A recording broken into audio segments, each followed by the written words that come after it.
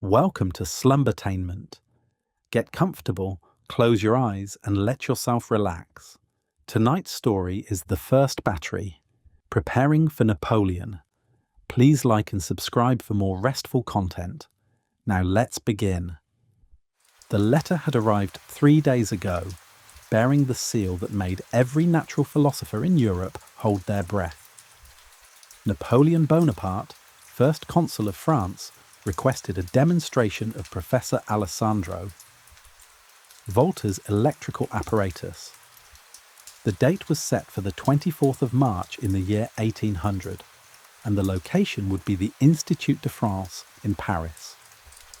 It was an honour that could establish a man's reputation for generations, or destroy it entirely if the demonstration failed before such an audience. The professor had accepted immediately, as any man would, but now the weight of that acceptance pressed down upon everyone in the laboratory like the heavy air before a thunderstorm. The assistant stood in the doorway of Volta's study in Como, watching the morning light slice through the windows and illuminate the dust that hung perpetually in the air of a working laboratory. Volta himself sat at his desk, papers scattered before him like fallen leaves, his hand moving steadily across the page as he refined his calculations one more time. The professor was meticulous to a degree that sometimes bordered on obsession, checking and rechecking every measurement, every proportion, every theoretical foundation of his work. It was this quality that had brought them to the edge of something extraordinary, but it was also this quality that made the approaching deadline feel like a blade descending slowly toward their necks. The assistant had been with Volta for nearly 2 years now, long enough to understand the rhythm of the laboratory, the particular silence that meant the professor was working through a problem, the slight tension in his shoulders that indicated frustration. Long enough, too, to understand what they were building here in this room overlooking Lake Como. The apparatus they called the pile was unlike anything that had come before it. While others had created devices that produced momentary sparks or brief jolts of electrical fluid, Volta's invention promised something far more profound: a continuous and steady current of electricity, flowing without interruption for as long as the apparatus remained properly assembled. The theoretical foundation was elegant in its simplicity. 2 different metals, separated by a conductor soaked in brine, created a small electrical tension. Stack many such pairs together, and the tensions accumulated, building upon one another until the combined effect was powerful enough not merely to create a spark, but to sustain a current. It was this sustainability that mattered most. Electricity had long been a curiosity, a parlour trick demonstrated with amber rods and cat fur, with Leyden jars that stored charge like water in a vessel.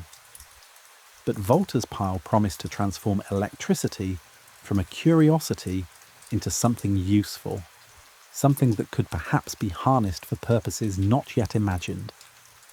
The assistant moved quietly into the room, not wanting to disturb the professor's concentration. On the workbench near the window lay the components they had been gathering over the past weeks. Discs of zinc, each one carefully cut to a uniform diameter, sat in a neat stack beside an identical stack of copper discs. The metals had to be pure, the professor insisted, no impurities that might alter the electrical properties unpredictably. Finding such metals had required correspondence with metalworkers in Milan, and even as far as Venice, careful inquiries that revealed nothing of the ultimate purpose. In natural philosophy, as in commerce, knowledge was currency, and there were others who would gladly steal an idea if they understood its value. Between each pair of metal discs would go a piece of cloth or cardboard soaked in brine or diluted acid. The assistant had spent the better part of yesterday preparing these separators, cutting them to size, testing different concentrations of salt water to find the mixture that produced the strongest effect without corroding the metals too quickly. It was delicate work, the kind of task that required patience and careful observation. Too much salt and the metals degraded rapidly. Too little, and the current weakened until it was barely detectable. Volta had developed formulas for the optimal proportions, but theory and practice did not always align perfectly, and adjustments were constantly necessary. The challenge now was not merely to build a pile that worked, but to build one that would work reliably before an audience of France's most distinguished scientific minds, with Napoleon himself observing. The apparatus had to function flawlessly, had to demonstrate beyond any doubt that this was not some elaborate trick or misunderstanding. The professor's rivalry with Luigi Galvani still echoed through the natural philosophy community. Galvani had believed that animal tissues themselves contained an electrical fluid, that the twitching of a frog's leg when touched with metal probes revealed a vital force inherent in living things. Volta had disagreed, arguing that the electricity came not from the animal but from the contact between two different metals, with the frog's leg serving merely as a sensitive detector. The pile would prove Volta correct, would show that metals alone, properly arranged, could generate electrical current without any animal tissue whatsoever. But proof required perfection. A demonstration that sputtered or failed halfway through would invite skepticism, would give ammunition to those who still believed in Galvani's animal electricity, or who simply resented Volta's rising prominence. The assistant understood this pressure intimately, felt it in the careful way the professor examined each component, in the late hours he spent reviewing his notes by candlelight, in the slight tremor in his hands that appeared only when he thought no one was watching. Outside, the city of Como was beginning its morning routines. Voices drifted up from the street below, merchants opening their shops, the clatter of a cart on cobblestones. The world continued its ordinary business, unaware that in this room something extraordinary was taking shape. The assistant turned back to the workbench, to the stacks of metal discs waiting to be assembled into something that might change natural philosophy forever, and felt the weight of the secret they carried. 10 days remained before they would have to load the apparatus onto a carriage and begin the journey to Paris. 10 days to ensure that everything worked perfectly. 10 days to prepare for Napoleon. The morning brought with it the first significant task, acquiring more zinc. The discs they had cut so far would build a pile of modest height, sufficient for laboratory demonstrations, but the professor wanted something more impressive for Paris. A taller pile, he reasoned, would produce a stronger current, a more dramatic effect when they connected the wires and showed the assembled scientists that electricity could flow continuously without friction machines or Leyden jars. The assistant had been dispatched to the metalworker's shop near the waterfront, a journey that required careful planning and even more careful conversation. The streets of Como wound downward toward the lake, narrow passages between buildings that had stood for centuries, their stone walls holding the morning chill even as the sun climbed higher. The assistant walked with purpose, but not haste, aware that drawing attention was the last thing their work needed. Natural philosophy had always been competitive, but in recent years it had taken on an edge of something darker. Ideas were guarded like military secrets. Apparatus designs were hidden from visitors. The assistant had heard stories of laboratory break-ins, of servants bribed to report on their employers' experiments, of letters intercepted and copied before reaching their intended recipients. Galvani's followers, in particular, remained convinced that their mentor's theory of animal electricity was correct, that Volta's competing explanation was either mistaken or deliberately misleading.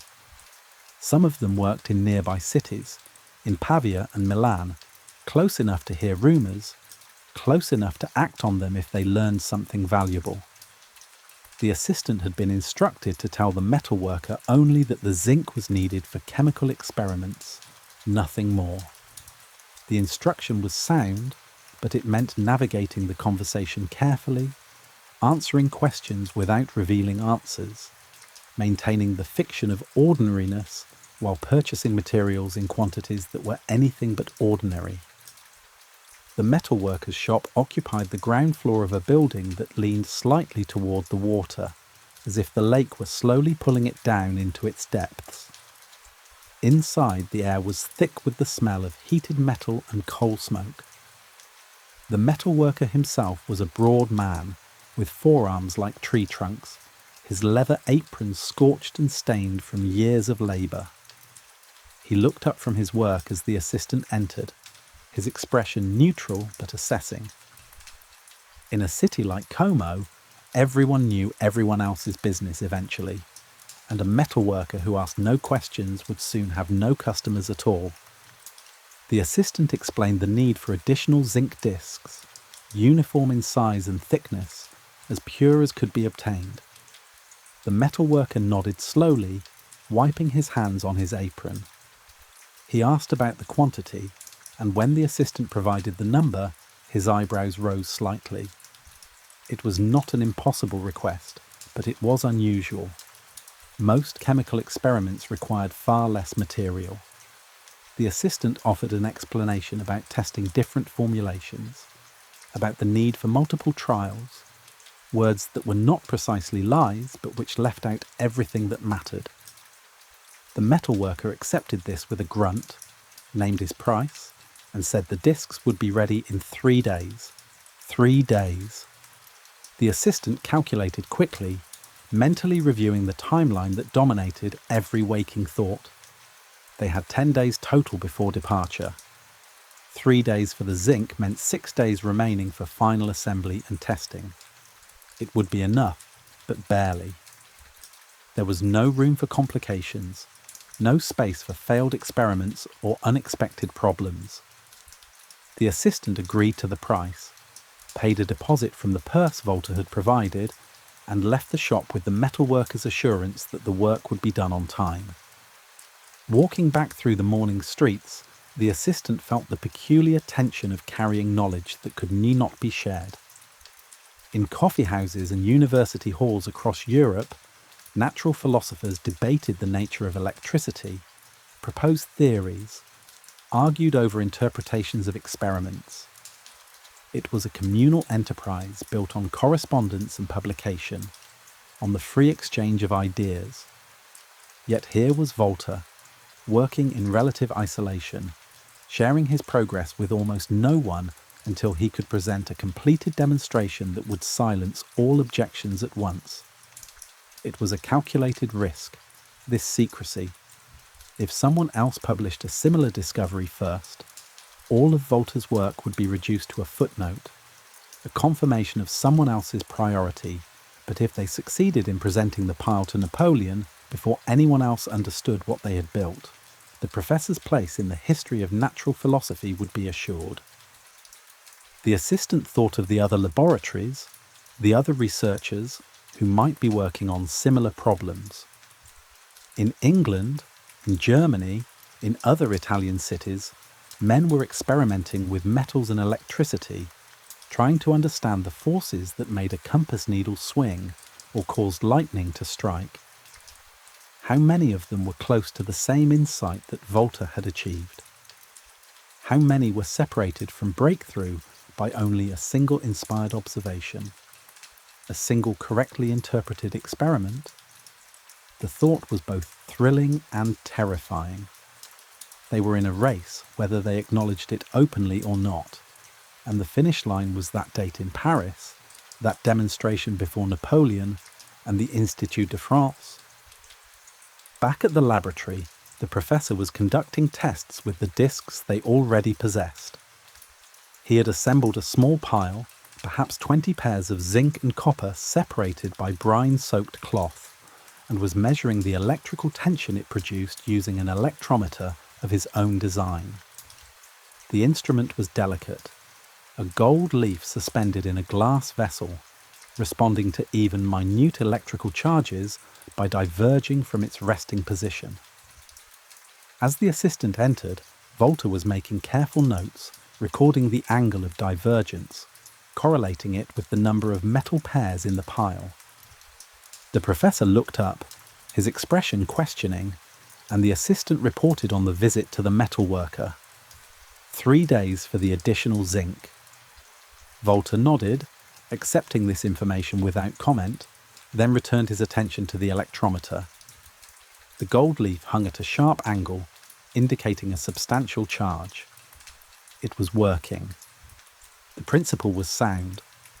Now they simply had to scale it up, to build something impressive enough to convince the most skeptical minds in Europe that they were witnessing not a curiosity, but a revolution in natural philosophy. The assistant moved to the workbench and began preparing more cloth separators, cutting and measuring with mechanical precision, while outside the window Lake Como sparkled in the late morning light, indifferent to the history being prepared in the room above its shore. The third day brought rain, a steady percussion against the laboratory windows that blurred the view of the lake into soft grey abstraction. Inside, the air felt heavy and close, as though the weather itself had pressed into the room and settled there. The assistant worked methodically through the morning, testing different concentrations of brine solution, soaking cloth samples, and measuring how quickly the liquid evaporated, how long the separators remained effective before drying out and interrupting the current. These were the unglamorous details that no one would see during the demonstration in Paris, but they were the details that would determine whether the pile functioned flawlessly or failed embarrassingly before the most important audience they would ever face. Volta had left early to attend to correspondence, letters that required careful composition and could not be delayed despite the pressing work in the laboratory. The life of a natural philosopher involved constant communication, maintaining relationships with colleagues across Europe, responding to inquiries, sharing observations that were significant but not revolutionary enough to warrant secrecy. The assistant appreciated these hours of solitude, the chance to work without the professor's exacting scrutiny, though the responsibility of handling the components alone brought its own weight of anxiety. The copper discs were stacked on the workbench in a neat column, each one polished until it gleamed even in the grey light filtering through the rain-streaked windows. Copper was more forgiving than zinc, less prone to corrosion, more stable in its properties. The assistant had spent an entire evening polishing these discs, removing any tarnish or oxidation that might interfere with the electrical properties. It was meditative work, repetitive and soothing, the kind of task that allowed the mind to wander while the hands performed their practiced motions. During those hours of polishing, the assistant had thought about what it meant to be present at such a moment, to be working on something that might genuinely matter beyond the walls of this laboratory. Most people lived their entire lives without touching anything of lasting significance. They woke, worked, ate, slept and died, leaving behind perhaps some children, or a well-tended garden, or a reputation for kindness among their neighbours. These were not small things, but they were local things, bounded by geography and time. What Volta was building had the potential to reach further, to alter the course of natural philosophy itself, to provide a tool that others would use for purposes not yet imagined. To be even a small part of that, to have one's hands literally on the components that would demonstrate this new understanding of electrical force, was both humbling and exhilarating. But there was also fear. The assistant felt it most acutely during these solitary hours, when there was no conversation to distract from the persistent worry that something would go wrong. A miscalculation in the proportions, a contamination in the metals, a fundamental error in Volta's theory that would only reveal itself when they stood before Napoleon and connected the wires and nothing happened, or worse, something happened that contradicted their expectations. The professor's confidence seemed unshakable, But the assistant knew that confidence and certainty were not the same thing. Natural philosophy proceeded by educated guesses, by theories that explained the available evidence but might crumble when confronted with new observations. What if Galvani's followers were right after all? What if the electricity they had measured in their experiments came not from the metals themselves, but from some subtle influence they had failed to account for? The rain intensified, drumming harder against the windows, and the assistant pushed these doubts aside with conscious effort. Doubt was natural, perhaps even healthy, but it could not be allowed to interfere with the work. There were tasks to complete, measurements to verify, components to prepare.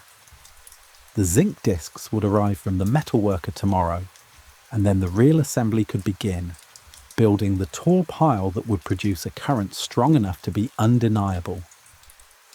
In the corner of the laboratory stood the apparatus they had used for earlier demonstrations, a smaller pile, perhaps half the height of what they planned for Paris. The assistant walked over to it, studying the construction, the way the discs were stacked with careful precision, the cloth separators between them dark with absorbed brine. Wires extended from the top and bottom of the pile, ending in small brass terminals. The assistant had seen the professor touch these terminals together and draw a spark, had watched him connect them to an electrometer and observed the steady deflection that indicated continuous current. It worked.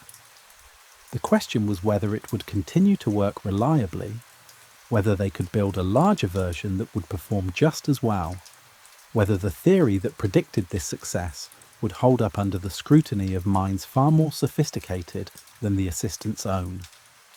A sound from the street below drew attention to the window. Through the rain, the assistant could see a figure moving along the waterfront, someone walking with apparent purpose despite the weather.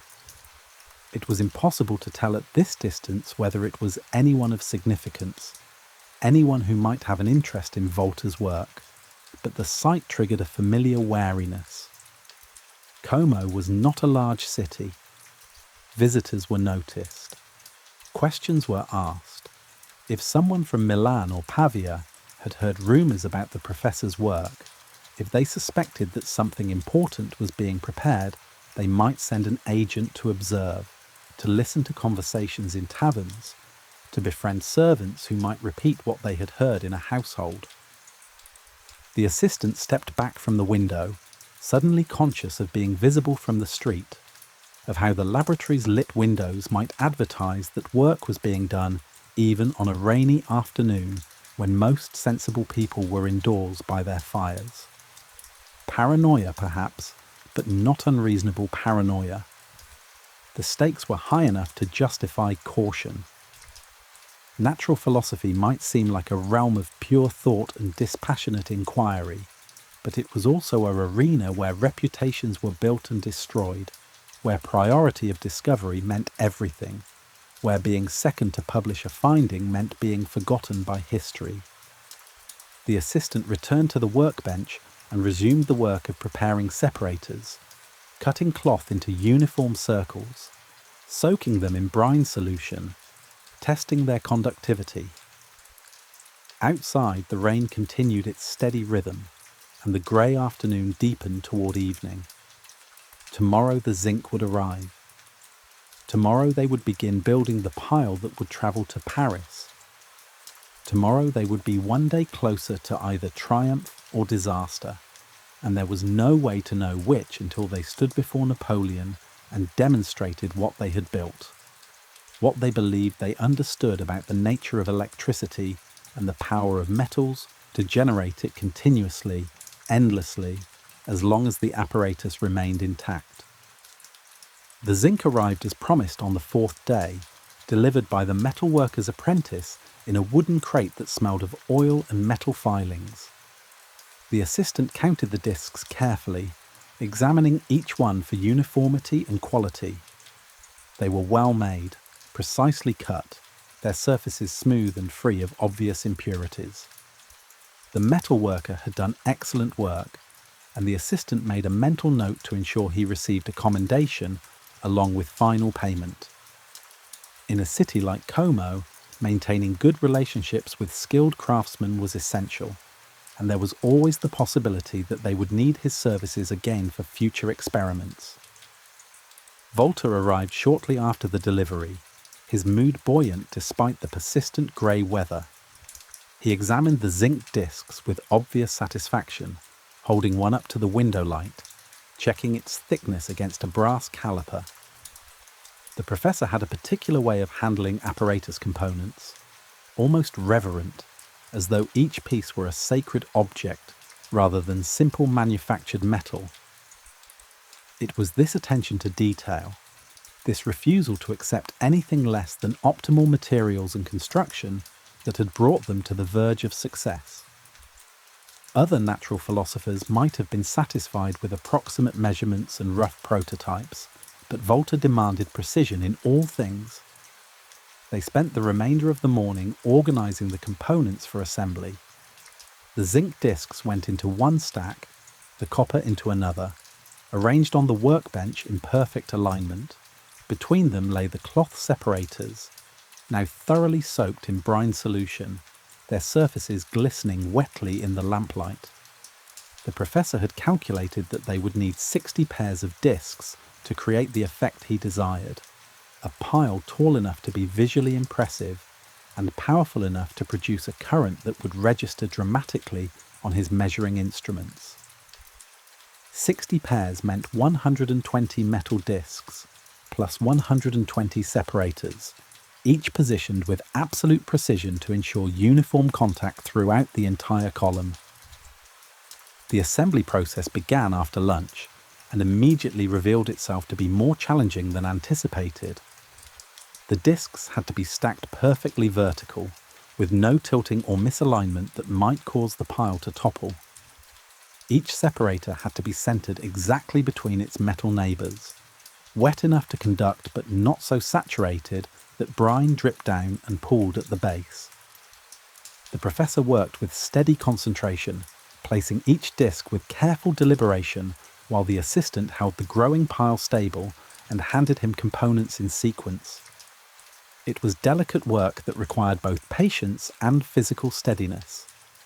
Even a slight tremor in the hands could disrupt the alignment. By mid-afternoon they had assembled perhaps 30 pairs, and the pile rose from the workbench like a strange industrial sculpture, metal gleaming between dark layers of wet cloth. Volta stepped back to assess their progress, and the assistant could see the satisfaction in his expression. It was taking shape, becoming real, transforming from theoretical understanding into physical demonstration. The professor attached his electrometer to the terminals, and they watched as the gold leaf diverged sharply, responding to the electrical tension building in the column of alternating metals. The current was there, flowing silently through the apparatus, invisible but measurable, proof that their understanding was correct. But as they continued building higher, a problem emerged. The weight of the upper discs began to compress the lower separators, squeezing out brine and reducing their effectiveness as conductors. The professor frowned, studying the apparatus, then carefully disassembled the top section. They needed a solution that would maintain even pressure throughout the pile, while preventing the separators from being crushed. After some consideration, Volta decided to place the entire assembly in a wooden frame he had constructed weeks earlier for a different experiment, one that could support the pile from the sides while allowing the discs to stack freely. It was an improvisation, the sort of practical adjustment that never appeared in published descriptions of apparatus, but which often made the difference between success and failure in actual laboratory work. The frame helped considerably, and by evening they had completed the full 60 pairs. The pile stood nearly 3 feet tall, an imposing column that dominated the workbench. Wire leads extended from the top and bottom, and when Volta touched them to his electrometer, the gold leaf practically jumped to its maximum angle of divergence. The current was strong, stronger than anything they had achieved with smaller piles. The assistant felt a surge of excitement mixed with relief. It worked. After all the planning and preparation and worry, the apparatus functioned exactly as the professor had predicted. But Volta's expression remained serious rather than celebratory. He disconnected the electrometer and stood studying the pile in silence, his hands clasped behind his back in the posture he adopted when thinking through complications. Finally he spoke, his voice measured and calm. The pile worked now, yes, but would it still work after being disassembled for transport, loaded onto a carriage, subjected to days of travel over rough roads, and then reassembled in Paris? Would the separators dry out during the journey? Would the vibration of travel disturb the careful alignment of the discs? Would the different atmosphere in Paris, the different water they would use for the brine solution, somehow alter the apparatus's performance? These were not idle concerns. The assistant understood immediately that what they had built here in the familiar environment of the Como laboratory might behave quite differently when moved to a new location. Natural philosophy was full of examples of experiments that worked perfectly in one setting but failed inexplicably when attempted elsewhere. Variables that seemed insignificant could sometimes prove crucial. The temperature of the room, the purity of the water, the precise composition of the metals, even the altitude might matter, though no one yet understood why. The professor made a decision. They would need to practice disassembly and reassembly to develop a reliable method for transporting the pile and reconstructing it accurately. Tomorrow they would take the apparatus apart completely, then rebuild it, timing the process and noting any difficulties. They would do this several times if necessary until they could perform the task smoothly and confidently. The demonstration before Napoleon would be stressful enough without adding uncertainty about the apparatus itself. The assistant nodded agreement, understanding the wisdom of this approach even while feeling a reluctance to disturb something that was currently functioning so well. There was a superstitious impulse to leave success alone, not to tempt fate by taking apart what had been so painstakingly assembled. But superstition had no place in natural philosophy, and the professor was right to insist on thorough preparation. Better to discover problems here, in private, where they could be addressed without embarrassment, than to encounter them for the first time in Paris before an audience of hostile skeptics. Night had fallen outside the laboratory windows, and in the darkness Lake Como was invisible, reduced to a presence felt rather than seen, a dampness in the air, and a sound of small waves against stone. The pile stood on the workbench like a monument to their shared labour, to the understanding they had built together through careful experimentation and precise reasoning. Tomorrow they would take it apart and build it again, and the day after that they would do the same until the process became routine and reliable. 6 days remained before departure. 6 days to ensure that nothing would go wrong when everything depended on being right. The 5th day began with the systematic dismantling of what they had so carefully built. The assistant approached the task with a mixture of trepidation and curiosity, watching as Volta's hands moved steadily down the pile, lifting off each disc and separator in sequence, placing them in organized rows on the workbench. The professor worked in silence, his concentration absolute, and the assistant mirrored this silence, holding containers for the wet separators, ensuring that each component was positioned where it could be easily retrieved for reassembly. What had taken hours to construct was reduced to its constituent parts in less than 30 minutes. The pile that had stood so impressively on the workbench was now merely stacks of metal discs and damp cloth circles, no longer a functioning apparatus, but raw materials waiting to be reorganized. There was something melancholy about the transformation, as though they had destroyed something living and reduced it to lifeless components. But this was the necessary discipline of preparation, the rehearsal that would make the actual performance in Paris reliable and confident. They began the reassembly immediately, and the assistant discovered that the process was more difficult than it had appeared when watching the professor work. The alignment of the discs required constant attention, each one needing to be centered precisely over the one below it. The separators had to be positioned without wrinkles or folds that might create uneven contact. The entire operation demanded a steady hand and unwavering focus, and the assistant felt the muscles in their shoulders and arms beginning to ache from the sustained, careful posture the work required. Halfway through the reconstruction, Volta paused and stepped back, gesturing for the assistant to continue alone. It was a test, the assistant realized, an assessment of whether the task could be performed competently by someone other than the professor himself. In Paris, there might be circumstances that required the assistant to handle portions of the assembly while Volta attended to other matters or responded to questions from the audience. The work needed to be something that could be shared reliably between them. The assistant continued building the pile, conscious now of being observed, of the increased pressure that observation brought.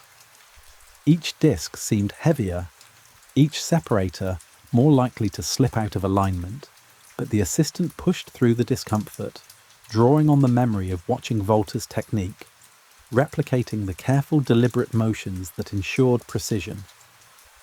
When the final disc was placed and the pile stood complete once more, there was a quiet satisfaction in having accomplished the task independently, even under scrutiny.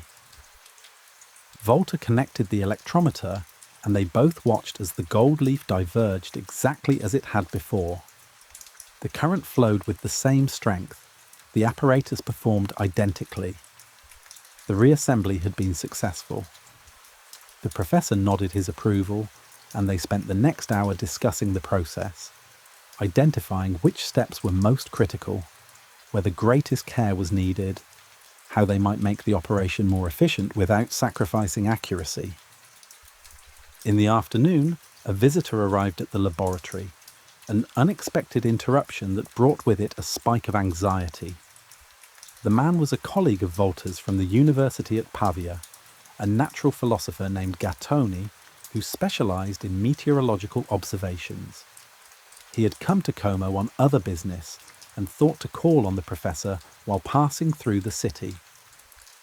Volta greeted him warmly but with visible tension, and the assistant understood immediately that this visit was unwelcome, despite the apparent friendship between the two men.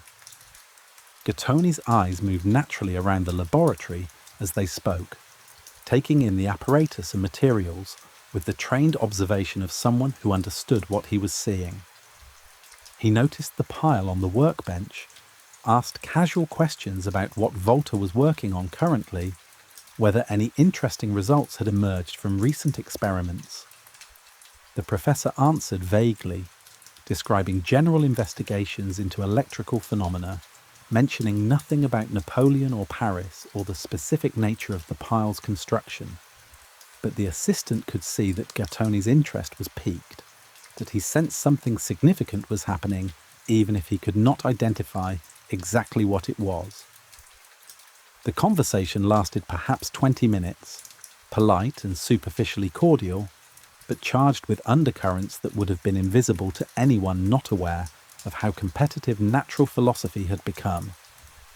Gattoni mentioned that he had heard rumours of important work being done in Como, that people in Pavia were curious about what Volta might be preparing. He said this lightly, as though it were merely gossip without consequence, but the message was clear. Others were paying attention. The secret was not as secure as they might have hoped. After Gattoni departed, Volta stood at the window watching the street below until the visitor was out of sight, then turned back to the laboratory with a troubled expression. They would need to be even more careful now, would need to ensure that no further details leaked out before the Paris demonstration. The professor did not say this explicitly, but the assistant understood the implication. From this point forward, they would work behind closed curtains, would avoid unnecessary conversations, would treat every interaction as potentially dangerous to their plans. The remainder of the day was spent in practice. They disassembled and reassembled the pile twice more, timing each iteration, refining their technique until they could perform the entire process in less than an hour working together. By evening, the assistant's hands were sore and fingers stiff from the repetitive, precise movements, but there was comfort in the growing fluency of the task. What had seemed impossibly delicate that morning had become almost routine by nightfall, a practiced operation that could be executed reliably even under stress. Volta seemed satisfied with their progress, though his mood remained subdued after Gattoni's visit.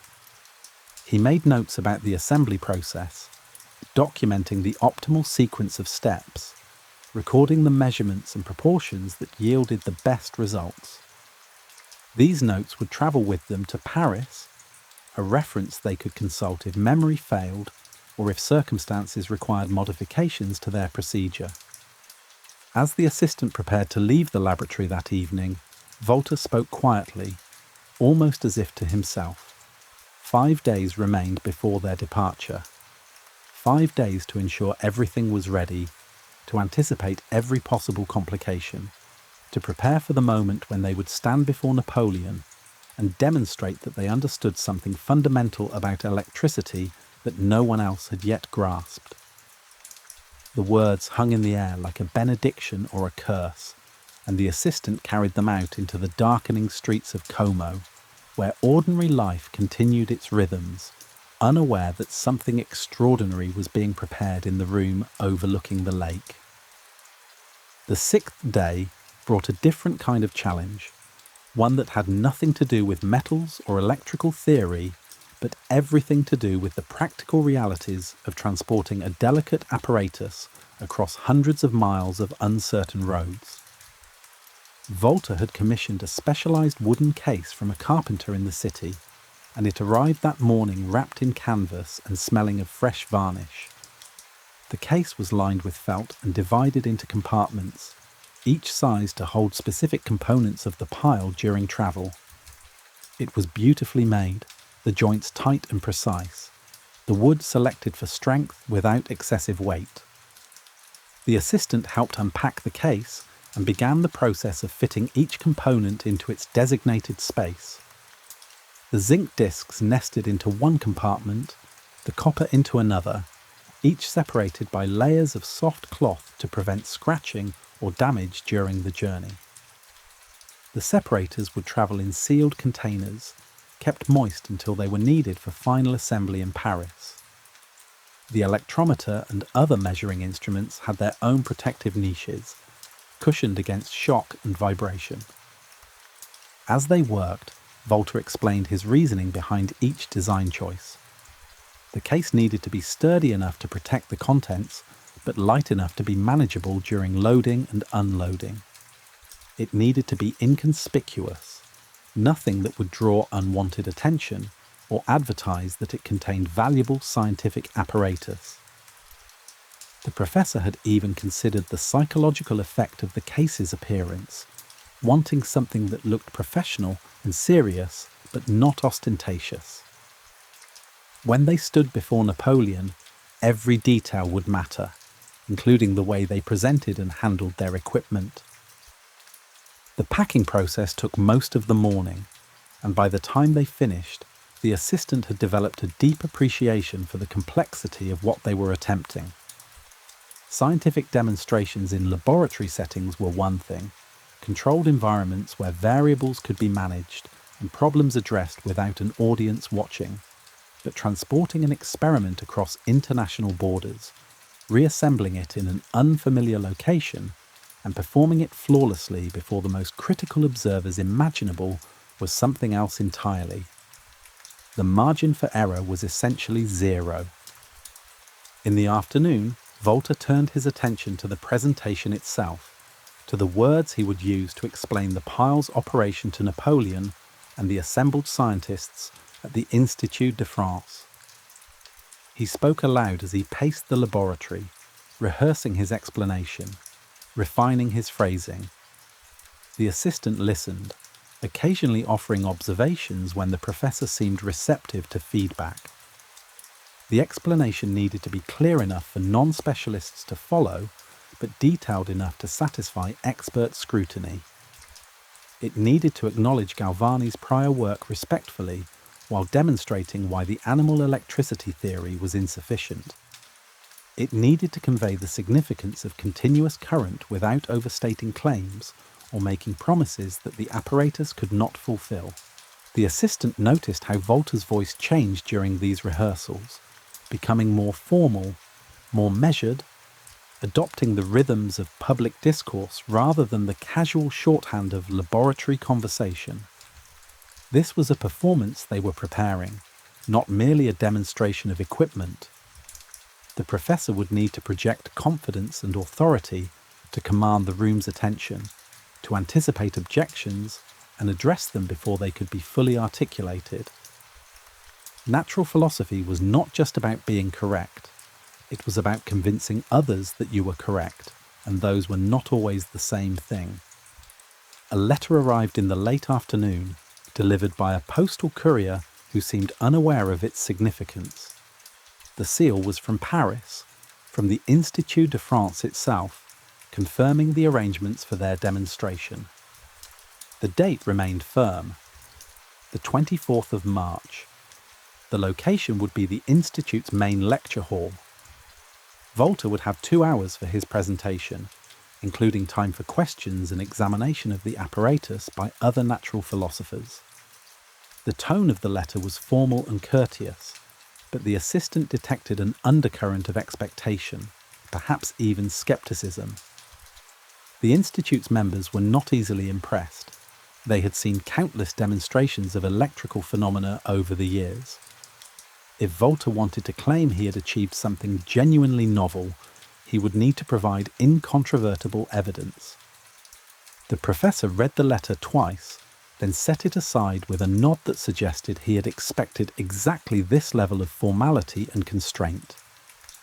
2 hours was sufficient for what they needed to show. The pile could be assembled quickly now, thanks to their practice, leaving ample time for the actual demonstration and for the scientists to examine the apparatus themselves, to verify that it was not some elaborate trick or misinterpretation. As evening approached, they conducted one final complete rehearsal of the entire process they would perform in Paris. They unpacked the travelling case, assembled the pile, connected the measuring instruments, and demonstrated the current's existence and properties. Volta delivered his explanation as though speaking to an invisible audience, gesturing at the apparatus, pointing out the key features of its construction.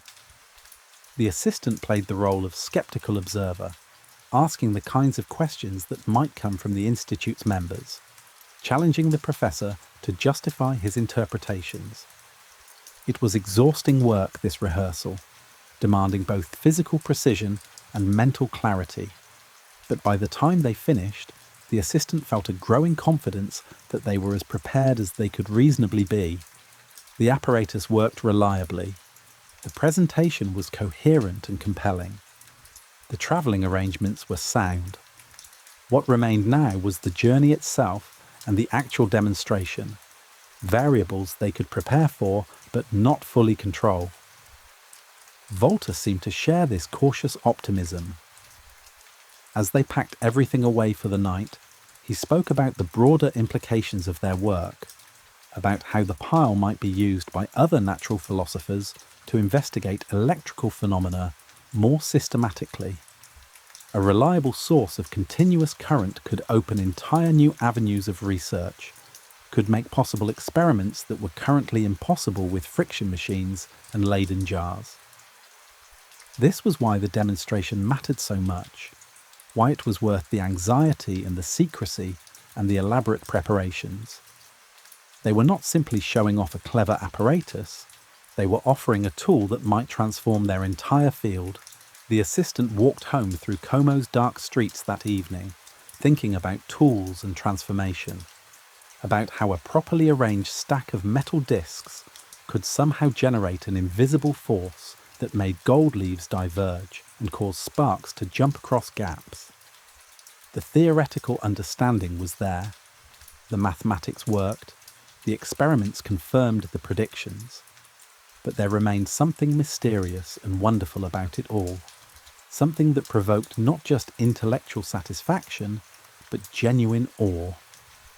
They were working at the boundary of human knowledge, pushing into territory where no one had stood before, and in 4 more days they would attempt to show others what they had found there. The 7th day arrived with clear skies and a crispness in the air that suggested winter's reluctant retreat towards spring. The assistant woke early, mind already occupied with the tasks that remained before their departure. 3 days. 3 days before they would load the case onto a carriage and begin the journey to Paris. 3 days to address any final concerns, to verify once more that everything was in order, to prepare mentally for what lay ahead. At the laboratory, Volta was already at work when the assistant arrived. The professor had been testing the longevity of the pile's operation, leaving it assembled overnight to see how long the current would persist before the separators dried out or the metals degraded. The electrometer still showed a strong deflection even after 12 hours of continuous operation, a result that clearly pleased Volta even as he maintained his characteristic reserve. The pile was not merely a curiosity that worked briefly before exhausting itself. It could sustain its electrical output for extended periods, making it genuinely useful as an experimental tool. They spent the morning conducting additional measurements, recording the pile's performance under various conditions. How did the current change as the brine solution gradually evaporated from the separators? How much did room temperature affect the apparatus's output? What happened if they varied the proportions of salt in the solution? These were the kinds of detailed empirical questions that natural philosophy demanded, the careful accumulation of data that transformed speculation into established knowledge. The assistant recorded measurements in the laboratory notebook, noting times and conditions and the corresponding electrometer readings. There was satisfaction in this work, in the methodical documentation of phenomena, in creating a record that others could examine and verify. Science was fundamentally a communal enterprise, built on the principle that observations should be reproducible, that claims should be backed by evidence that anyone could evaluate. The notebook they were filling would eventually be shared with colleagues, would support publications, would become part of the permanent record of natural philosophy's progress. By midday, they had accumulated sufficient data to characterize the pile's behavior comprehensively. Volta reviewed the measurements, comparing them with his theoretical predictions, and found the agreement satisfactory. The apparatus performed as the theory suggested it should, which meant the theory itself was likely sound. This was how natural philosophy advanced, through this back and forth between prediction and observation, each informing and refining the other. The afternoon brought a different kind of preparation, the mundane practical arrangements of travel. Volta went through the logistics with the assistant, reviewing every detail. They would depart Como on the morning of the 10th day, travelling by carriage to Milan first, then continuing westward through Turin and over the Alps into France. The route was well established, used by merchants and diplomats, but it was still a journey of several days over sometimes difficult terrain. They would need to arrange accommodations at inns along the way, would need to ensure the apparatus remained secure during the rougher portions of the journey, would need to time their arrival in Paris to allow for rest and final preparations before the demonstration. The professor had already sent letters ahead, arranging rooms at specific establishments where he had stayed before and trusted the proprietors to be reliable. He had also written to colleagues in Turin, requesting that someone meet them there to provide assistance if needed. These were the invisible scaffolding that supported ambitious endeavours, the network of relationships and advanced planning that made complex undertakings possible. As they discussed these arrangements, the assistant became aware of how much thought Volta had devoted to every aspect of this expedition, how little had been left to chance. The professor's mind seemed to work simultaneously on multiple levels: the deep theoretical understanding of electrical phenomena, the practical engineering of the apparatus itself, the rhetorical strategy for presenting their work, and the logistical coordination required to transport everything successfully to Paris. It was an impressive orchestration of different kinds of knowledge and skill, and the assistant felt fortunate to witness it, to learn from watching how a master natural philosopher operated. Late in the afternoon, Volta surprised the assistant by suggesting they take a walk along the lakefront. It was unusual for the professor to interrupt work for something as apparently frivolous as a stroll, but the assistant recognized this as a gesture of appreciation, perhaps even of friendship. They descended from the laboratory and walked through Como's streets to the waterfront, where Lake Como stretched away toward distant mountains still topped with snow. They walked in companionable silence for a while, and then Volta began to speak, not about the pile or the demonstration, but about his life in natural philosophy, about the years of work that had led to this moment. He talked about early failures, experiments that had not worked as expected, theories that had seemed promising but proved inadequate when tested against reality. He spoke about the patience required to pursue understanding, about the discipline of setting aside ideas that were beautiful but wrong in favour of ideas that were true even if less elegant. The assistant listened carefully, understanding that the professor was sharing something personal and important, lessons learned through long experience that could not be found in published papers or textbooks. Natural philosophy, Volta suggested, required a particular combination of confidence and humility. Confidence to pursue ideas that others dismissed, to trust your reasoning and observations, even when they contradicted conventional wisdom, but also humility to abandon those same ideas when evidence demanded it, to accept that you might be wrong, to value truth over being right. They paused at a stone wall overlooking the water, and Volta gazed out at the lake for a long moment before speaking again. He said that regardless of what happened in Paris, regardless of how Napoleon and the Institute received their demonstration, he believed they had achieved something genuine. They had built an apparatus that reliably generated continuous electrical current through the interaction of metals.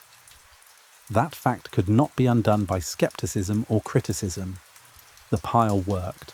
The phenomenon was real. Everything else was merely a matter of convincing others to recognize what they had already discovered. The words carried weight, and the assistant felt their significance. This was not false confidence or defensive bravado. It was the calm certainty of someone who knew they had understood something true about the natural world and was willing to stand behind that understanding regardless of external validation.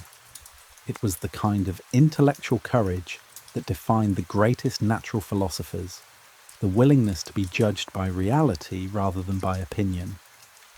They walked back to the laboratory as the sun declined toward the mountains, casting long shadows across the city's ancient streets. 3 days remained before departure, but in some essential sense they were already prepared. The apparatus was sound, the presentation was ready, and the understanding that underlay everything was secure. What would come next in Paris was important, certainly, but it could not alter the fundamental achievement they had already accomplished in this laboratory overlooking Lake Como. The 8th day was devoted to final verifications, to checking and rechecking everything one last time before committing to the journey. The assistant arrived at the laboratory to find Volta already conducting a complete inventory of their supplies, ensuring that nothing essential had been overlooked. Each item was examined and confirmed: the metal discs, the cloth separators, the containers of brine solution, the measuring instruments, the connecting wires, the various tools and materials they might need for repairs or adjustments. The professor worked through this inventory with methodical precision, marking items off a written list, occasionally pausing to examine something more closely or to make a note about a potential concern. The assistant joined this process, double-checking the professor's assessments, opening containers to verify contents, testing the integrity of sealed vessels.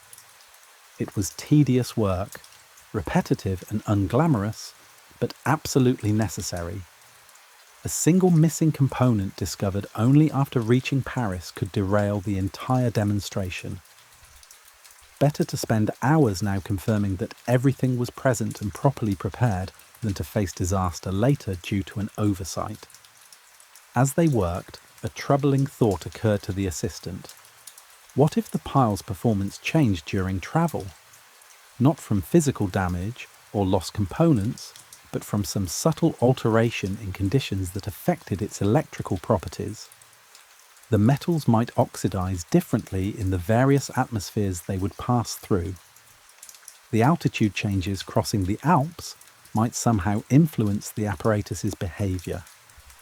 The different water they would use in Paris for the brine solution might contain impurities that altered the current's strength.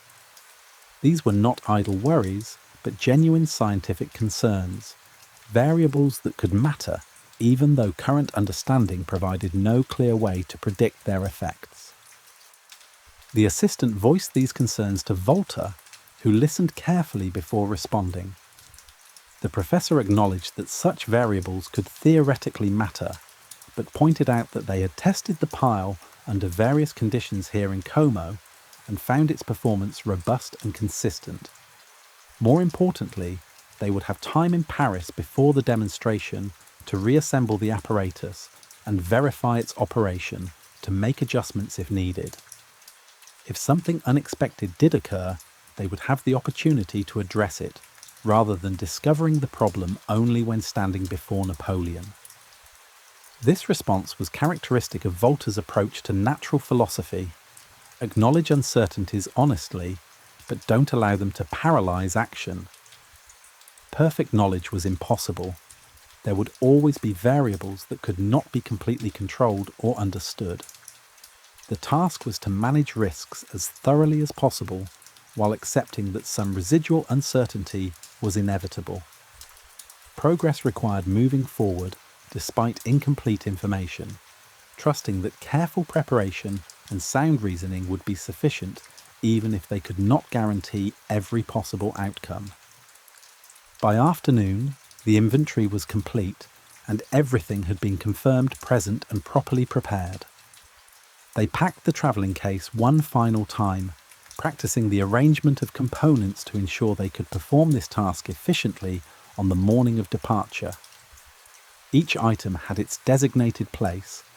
Each compartment was labelled clearly. Each layer of protective material was positioned to prevent shifting during travel. When they closed the case and secured its latches, the assistant felt a sense of completion, of having done everything that preparation could accomplish. Volta then turned to a task the assistant had not anticipated: writing letters to be delivered if something went wrong. The professor explained his reasoning calmly. If they encountered serious difficulties during travel, if illness or accident prevented them from reaching Paris, if the apparatus was somehow damaged beyond repair, colleagues needed to be informed. More importantly, the essential insights behind the pile's construction needed to be documented and distributed so that the knowledge would not be lost even if the demonstration never occurred. Natural philosophy was bigger than any individual natural philosopher, and findings too important to risk on a single attempt at public presentation. The assistant watched as Volta wrote these letters, describing the pile's construction in technical detail, explaining the theory behind its operation, documenting the measurements they had obtained. The letters would be sealed and left with a trusted colleague in Como, to be sent only if the professor and assistant failed to return or failed to send word that the demonstration had been successful. It was a sobering task, this preparation for potential failure, but also a practical one. The knowledge they had developed was too valuable to be lost due to mere accident or misfortune. As evening approached, they sat together in the laboratory for what might be their last quiet hours there before embarking on the journey. The pile stood assembled on the workbench one final time, a testament to months of work and years of thought that had preceded those months. The assistant studied it carefully, trying to memorize every detail, to fix in memory this moment before everything changed, before they left the security of this familiar space and ventured into the uncertain arena of public demonstration. Volta seemed to be engaged in a similar contemplation, gazing at the apparatus with an expression that mixed pride and anxiety in equal measure. He spoke quietly, almost as though narrating his thoughts rather than addressing the assistant directly. He said that natural philosophers spent most of their time working in isolation or near isolation, pursuing understanding for its own sake, content with the satisfaction of personal discovery. But occasionally there came moments like this, when private knowledge had to become public, when findings had to be submitted to the scrutiny and judgment of the broader community. These moments were necessary but uncomfortable, exposing one's work and reasoning to criticism, risking reputation on claims that might be rejected or disputed. The assistant understood that the professor was working through his own apprehensions and remained silent, allowing Volta to continue his meditation. The professor spoke about the difference between knowing something and proving it to others, about how demonstrations before critical audiences served an essential function in natural philosophy by separating robust findings from artifacts and illusions. The Institut de France would not accept their claims merely on authority or reputation. They would examine the apparatus, ask difficult questions, look for alternative explanations or hidden tricks. This rigour was appropriate and necessary, even if it made the demonstration more stressful for those presenting. After a long silence, Volta rose and began dismantling the pile for the final time before their departure. The assistant helped, and they worked together in the gathering darkness, reducing the apparatus once more to its constituent parts, packing everything away in the travelling case. When they finished, the laboratory looked strangely empty, as though something essential had been removed from it. The tools and books remained, the workbenches and storage cabinets stood in their accustomed places, but the heart of the work was now contained in a wooden case ready for transport. The assistant prepared to leave for the night, and Volta walked with them to the door. The professor said simply that they would meet at first light in 2 days, ready to begin the journey. His voice was steady, betraying no doubt or hesitation. Whatever private anxieties he might feel, he had resolved to move forward with confidence and determination.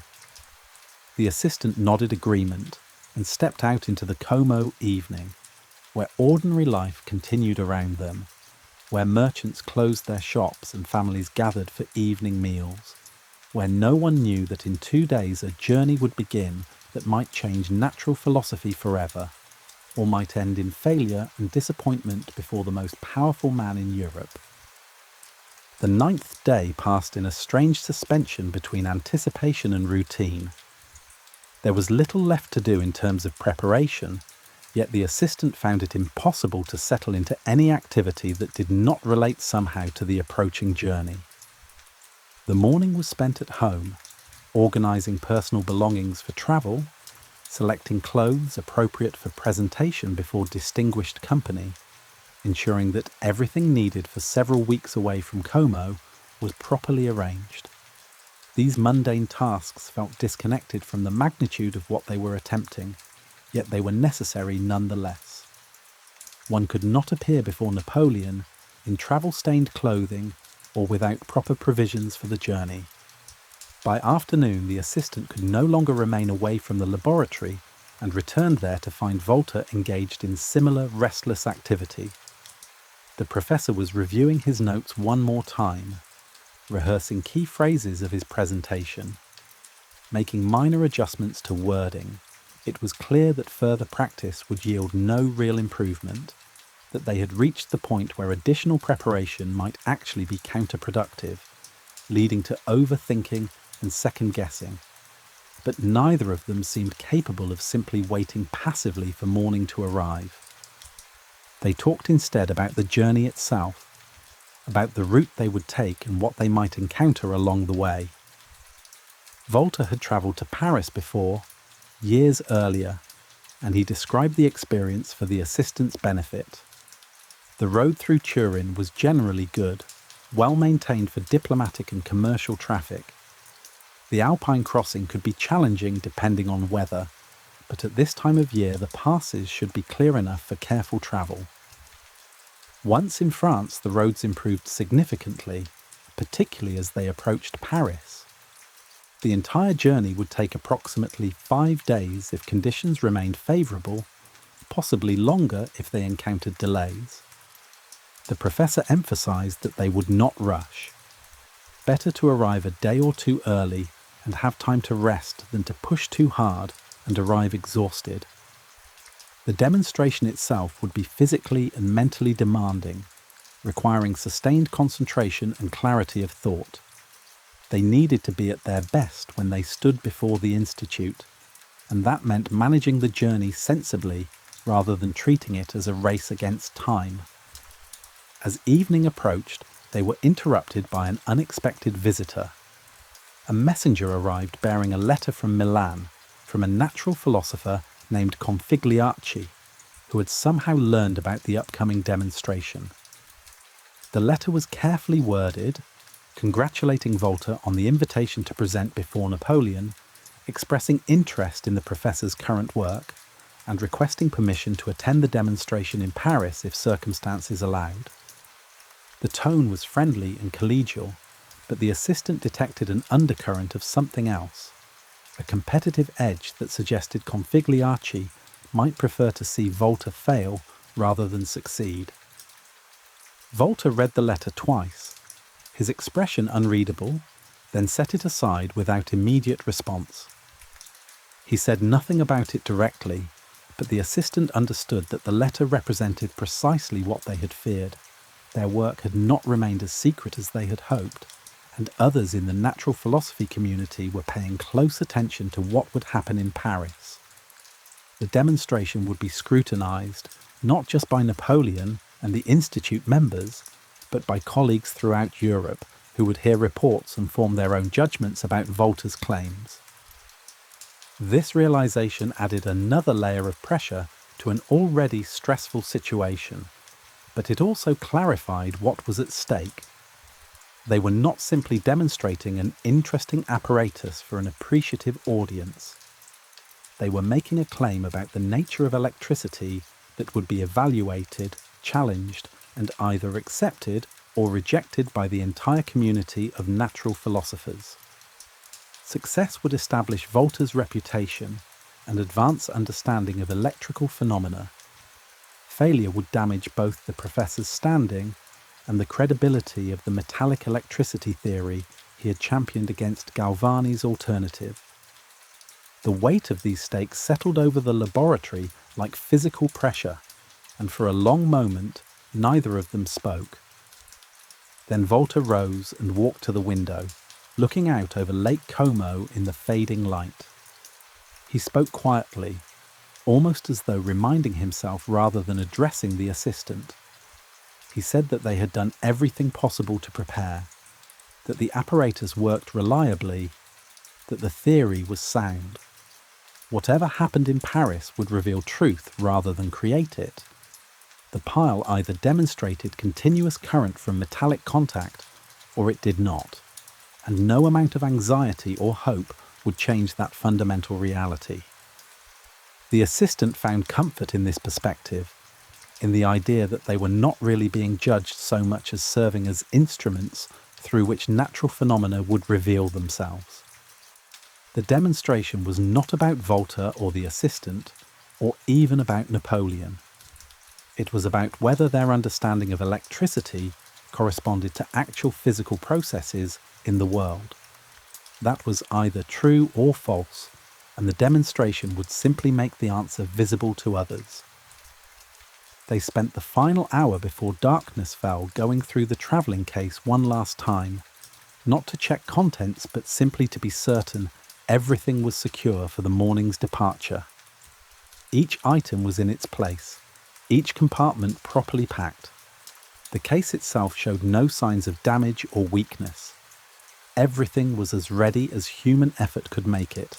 As the assistant prepared to leave for the final time before their journey, Volta paused and offered thanks for the months of work they had shared, for the dedication and skill the assistant had brought to every task. The words were simple but sincere, and the assistant felt a surge of emotion that was difficult to name. Pride, certainly, at being part of something significant. Gratitude for the opportunity to learn from someone of Volta's caliber, but also a kind of affection for the professor, for his brilliance and his anxiety, and his determination to understand the world accurately rather than conveniently. The assistant walked home through Como's dark streets for what might be the last time for many weeks. Tomorrow morning they would meet at the laboratory, would load the case onto a waiting carriage, and would begin the journey to Paris. Everything that could be prepared had been prepared. The apparatus was sound, the presentation rehearsed, the logistics arranged. What remained now was simply to execute what they had planned, to trust in their preparation, and to discover what Napoleon and the Institut de France would make of the pile that promised to reveal something new about the mysterious force called electricity. The night was clear and cold, stars brilliant overhead in the darkness above Lake Como. The assistant looked up at them and thought about how natural philosophy sought to understand those distant lights, to explain their motions and properties through reason and observation. The same methods that let humans comprehend the heavens could illuminate the behaviour of metals and electrical fluid. It was an extraordinary thing, this confidence that the universe was comprehensible, that careful thought and experimentation could reveal nature's secrets. Tomorrow they would journey toward Paris to demonstrate one small piece of that comprehension, one modest contribution to humanity's growing understanding of the world. It was enough. The 10th day arrived with pale dawn light spreading across Lake Como, illuminating the water in shades of silver and grey. The assistant woke before sunrise, dressed carefully in travelling clothes, and made final preparations before departing for the laboratory. There was a curious clarity to the morning, a sharpness to perception that came from knowing this was the beginning of something that had been anticipated for so long. The streets of Como were still quiet, only a few early risers moving about their business, unaware that two travellers were about to embark on a journey that might change the course of natural philosophy. At the laboratory, Volta was already waiting beside the travelling case, which sat near the door ready for loading. The professor was dressed formally, appropriately for someone who would soon be presenting before the first consul of France. His expression was calm, showing none of the anxiety that had occasionally surfaced during the preceding days. Whatever doubts or fears he harboured had been set aside, replaced by a kind of focused determination that the assistant recognised as the professor's working state, the mental posture he adopted when engaged in serious scientific work. They spoke little as they made final checks of the laboratory, ensuring that everything left behind was secure and properly stored. Volta left instructions with his housekeeper about correspondence that might arrive during their absence, about which matters were urgent enough to warrant forwarding to Paris and which could wait for their return. These mundane details attended to, they carried the travelling case down to the street where a carriage waited, hired for the journey and driven by a man Volta had employed before and trusted to be both skilled and discreet. The case was loaded carefully into the carriage, positioned where it would be protected from excessive jostling, but remained accessible if they needed to check its contents during stops along the way. The assistant and Volta settled into their seats, and after a final glance back at the laboratory windows, the professor signalled the driver to proceed.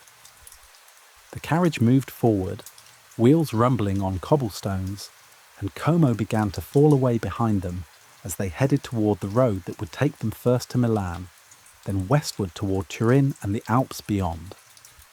The early morning countryside rolled past, fields and orchards still touched with the remnants of winter, but showing signs of approaching spring. The assistant watched the landscape change gradually, the familiar terrain near Como giving way to regions less known, and felt the journey's reality settling in. They were truly doing this, truly travelling to Paris to demonstrate their work before Napoleon. The abstract plan that had occupied so many days of preparation was now concrete and irreversible, unfolding moment by moment as the carriage carried them forward. Volta seemed content to travel in silence for the first hours, lost in his own thoughts, occasionally making notes in a small journal he had brought for the purpose. The assistant respected this silence, understanding that the professor was likely rehearsing his presentation mentally, anticipating questions, preparing responses. There would be time for conversation during the days ahead, during stops at inns and during the longer stretches of travel. For now, it was enough to simply be in motion, to have finally begun. As midday approached, they stopped at a posting house to change horses and take a meal. The assistant helped unload the travelling case and carry it inside, unwilling to leave it unattended even briefly. They ate quickly and without much appetite, both preoccupied with the journey ahead and the demonstration that awaited at its end. Other travellers at the posting house paid them little attention, and the assistant was grateful for this anonymity, for the ability to move through the world without drawing notice or questions. Back in the carriage, Volta finally broke his silence, speaking about what they might encounter in Paris. He described the Institut de France, the impressive building where the demonstration would take place, the distinguished scientists who would comprise their audience. He mentioned specific individuals who might be present, their particular interests and biases, which ones were likely to be receptive to new ideas, and which ones might be skeptical or hostile. This information was valuable, helping the assistant understand the human landscape they would be navigating, the personalities and politics that shaped how scientific claims were received and evaluated. The professor also spoke about Napoleon himself, about the first consul's genuine interest in natural philosophy and his desire to associate France with scientific advancement. Napoleon understood that military power alone was insufficient for lasting greatness, that cultural and intellectual achievements were equally important for a nation's standing in history. This made him a potentially favourable audience for a significant scientific demonstration, someone who would appreciate the importance of what they were showing, even if he lacked the technical expertise to evaluate every detail of the apparatus's construction. As afternoon wore on toward evening, they made steady progress westward, the road reasonably good and the weather holding fair. The assistant felt the rhythm of travel beginning to establish itself. The alternation of motion and rest, of landscape passing and conversations developing and then trailing off into contemplative silence. There would be several days of this before they reached Paris, days to adjust to travelling, to maintain the balance between anticipation and patience, to preserve their energy and focus for the demonstration itself. When they stopped for the night at an inn outside Milan, The assistant helped carry the travelling case to their room, where it would remain under their direct supervision. They ate dinner quietly, both aware that they were now committed to a course that would play out over the coming days, regardless of any second thoughts or uncertainties. The die was cast, as the ancient saying went. They would travel to Paris, they would assemble the pile, they would demonstrate continuous electrical current before Napoleon and the Institut de France, and they would learn whether their months of preparation had been sufficient to convince the most critical minds in natural philosophy that they had discovered something genuine and important about the nature of electricity. That night, lying in an unfamiliar bed in the darkened inn-room, the assistant thought about the journey ahead and the demonstration that awaited at its conclusion. Tomorrow they would continue westward, moving steadily closer to Paris, to Napoleon, to the moment when private understanding would have to become public knowledge. The pile was packed safely in its case. The theory was sound. The presentation was prepared. Everything that could be done had been done. What remained was simply to travel these roads, to cross these mountains, to arrive in Paris and show the world what they had built in that laboratory overlooking Lake Como. The assistant closed their eyes and let the day's exhaustion bring sleep, knowing that tomorrow would bring them closer to the answer they had been preparing for. The judgment that would determine whether their work would be remembered as breakthrough or merely as another failed claim in the long competitive history of natural philosophy. Outside, the Italian night continued its ancient patterns, indifferent to human ambitions and anxieties, while inside the inn, two travellers slept and dreamed of electricity and emperors and the mysterious forces that moved through metals when they were properly arranged and properly understood.